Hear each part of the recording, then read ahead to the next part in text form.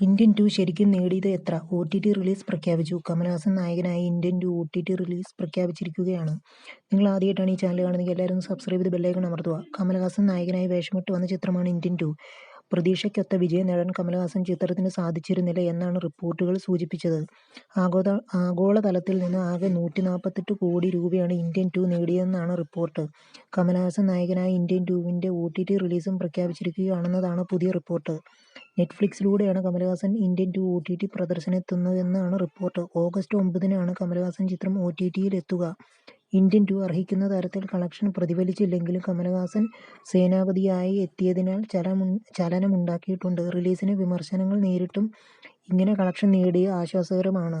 സംവിധാനം നിർവഹിച്ചത് എസ്. ശങ്കർ ആയിരുന്നു. ഇന്ത്യൻ താത്തയായി നിറഞ്ഞാടുകയായിരുന്നു കമൽഹാസൻ ചിത്രത്തിൽ എന്നായിരുന്നു റിപ്പോർട്ട്. ഇന്ത്യനായി വീണ്ടും എത്തിയപ്പോഴും ആ ഊർജ്ജസ്വലത താരത്തിന് കാത്തുസൂക്ഷിക്കാനായി. പല മേക്കൂറുകളിൽ എത്തിയിട്ടും കമൽഹാസൻ ചിത്രത്തിൽ അമ്പരപ്പിച്ചു എന്നാണ് പ്രേക്ഷകർ പ്രതികരിച്ചിരിക്കുന്നത്. നിങ്ങൾ ആരും സബ്സ്ക്രൈബ് ചെയ്തിട്ടില്ലെങ്കിൽ എല്ലാവരും ഒന്ന് സബ്സ്ക്രൈബ് ചെയ്ത് ബെല്ലൈക്കൺ അമർത്തുക. ഇളയരാജയുടെ കോപ്പിറൈറ്റ് യുദ്ധത്തിൽ മഞ്ഞുമൽ ബോയ്സ് അടിയുറവ് പറഞ്ഞു. ഒരാൾ കഷ്ടപ്പെട്ട് സൃഷ്ടിച്ച ഗാനശകലം സമ്മതമില്ലാതെ ഉപയോഗിക്കാൻ പാടില്ല എന്ന ഇളയരാജയുടെ വാദത്തിന് വിജയം. ഗുണ എന്ന ചിത്രത്തിലെ കൺമണി അൻപോട് എന്ന ഇളയരാജയുടെ ഗാനം മഞ്ഞുമൽ ബോയ്സ് എന്ന സിനിമയിൽ ഉപയോഗിച്ചതിൻ്റെ പേരിലായിരുന്നു നിർമ്മാതാക്കളും സംഗീത സംവിധായകൻ ഇളയരാജയും തമ്മിൽ യുദ്ധം നടന്നത്.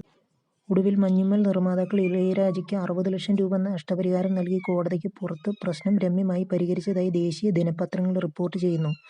2 കോടിയായിരുന്നു ഇളയരാജ ആവശ്യപ്പെട്ടിരുന്നത്. ഇക്കാര്യം മഞ്ഞുമൽ ബോയ്സ് നിർമ്മാതാക്കൾ പരസ്യമായി സമ്മതിച്ചിട്ടില്ല. തൻ്റെ അനുമതിയില്ലാതെ മഞ്ഞുമൽ ബോയ്സ് എന്ന സിനിമയിൽ കൺമണി അൻപോട് ഗാനം ഉപയോഗിച്ചു എന്നാരോപിച്ച് ഇളയരാജ മെയ് മാസമായിരുന്നു വക്കീൽ നോട്ടീസ് അയച്ചത്. എന്നാൽ ചിത്രത്തിൻ്റെ മ്യൂസിക് റൈറ്റ്സ് കൈവശമുള്ളവരിൽ നിന്നും അവകാശം കരസ്ഥമാക്കിയിരുന്നു എന്നായിരുന്നു മഞ്ഞുമൽ ബോയ്സ് നിർമ്മാതാക്കളുടെ അവകാശം. മഞ്ഞുമൽ ബോയ്സ് വലിയ വിജയം നേടിയ സാഹചര്യത്തിൽ 2 കോടിയാണ് ഇളയരാജ നഷ്ടപരിഹാരമായി ആവശ്യപ്പെട്ടിരുന്നത്. ചർച്ചകൾക്കൊടുവിൽ മഞ്ഞുമൽ ബോയ്സിൻ്റെ നിർമ്മാതാക്കൾ നഷ്ടപരിഹാരമായി 60 ലക്ഷം രൂപ നൽകിയാണ് ദേശീയ മാധ്യമങ്ങൾ റിപ്പോർട്ട് ചെയ്തു. സബ്സ്ക്രൈബ് ചെയ്താൽ മറക്കല്ലേ. 59ാമത് സൗത്ത് ഫിലിം ഫെയർ അവാർഡ് കഴിഞ്ഞ ദിവസം പ്രഖ്യാപിച്ചു. മലയാളത്തിൽ നിന്ന് മികച്ച നടനായി തിരഞ്ഞെടുത്തത് മമ്മൂട്ടിയായിരുന്നു. നൻപകൽ നേരത്ത് മയക്കം എന്ന ചിത്രത്തിലെ പ്രകടനമാണ് താരത്തെ അവാർഡിന് അർഹനാക്കിയത്. കരിയറിലെ 15ാമത് ഫിലിം ഫെയർ അവാർഡാണ് മമ്മൂട്ടി കരസ്ഥമാക്കിയത്. ഇന്ത്യയിൽ മറ്റൊരു നടനും ഇല്ലാത്ത റെക്കോർഡാണ് മമ്മൂട്ടി ഈ അവാർഡിലൂടെ സ്വന്തമാക്കിയത്. 1984 മുതൽ 5 പതിറ്റാണ്ടിലും ഫിലിം ഫെയർ അവാർഡ് നേടുന്ന ഒരേയൊരു ഇന്ത്യൻ നടനായി മമ്മൂട്ടി മാറി. 1994-ൽ അടിയൊഴുക്കുകൾ എന്ന ചിത്രത്തിലെ അഭിനയത്തിനാണ് താരം ആദ്യത്തെ ഫിലിംഫെയർ അവാർഡ് നേടിയത്.